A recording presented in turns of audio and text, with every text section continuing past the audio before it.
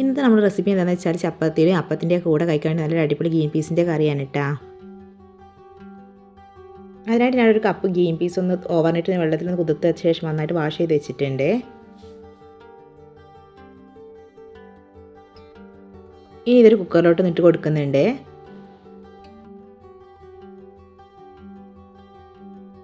അടുത്തായിട്ട് ഇതിൻ്റെ കൂടെ ഒരു പൊട്ടാറ്റോ കട്ട് ചെയ്തും കൂടെ ചേർത്ത് കൊടുക്കുന്നുണ്ട്. ഓപ്ഷനാണ് കേട്ടോ, ഇഷ്ടമായി ചേർത്ത് കൊടുത്താൽ മതി. ശേഷം ഒരു കപ്പ് വെള്ളം കൂടെ ഒഴിച്ച് കൊടുത്ത് ആവശ്യത്തിന് ഉപ്പും കൂടെ ഒന്ന് ചേർത്ത് കൊടുത്ത ശേഷം ഇതൊന്ന് അടച്ച് വെച്ചിട്ട് ഇതൊന്ന് വേവിച്ചിട്ടെടുക്കാം. ഗ്രീൻ പീസിൻ്റെ കറി തയ്യാറാക്കാൻ ഞാൻ ഒരു പാനിലോട്ട് 2 ടേബിൾ സ്പൂൺ വെളിച്ചെണ്ണ ഒഴിച്ച് കൊടുത്തിട്ടുണ്ട്. എണ്ണ ചൂടായിട്ട് വന്ന ശേഷം അതിലോട്ട് 1/4 ടീസ്പൂൺ കടുക് ഇട്ട് കൊടുക്കുന്നുണ്ട്. കടുക് നന്നായിട്ട് പൊട്ടിയ ശേഷം അതിലോട്ട് 2 മീഡിയം സൈസ് വലുപ്പത്തിലുള്ള സവാള കട്ട് ചെയ്തും കൂടെ ചേർത്ത് കൊടുക്കുന്നുണ്ട്.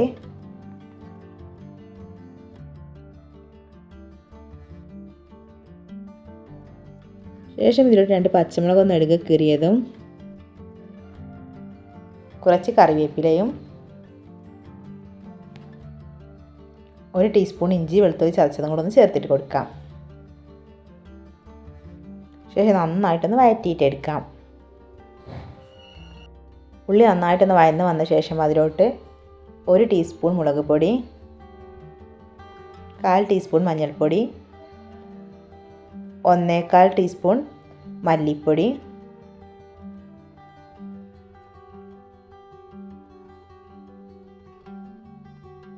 ആവശ്യത്തിന് ഉപ്പും കൂടെ ചേർത്ത് കൊടുത്തിട്ട് ഇതിൻ്റെ പച്ചമണം മാറുന്ന വരെ ഇതൊന്ന് വഴറ്റിയിട്ടെടുക്കാം.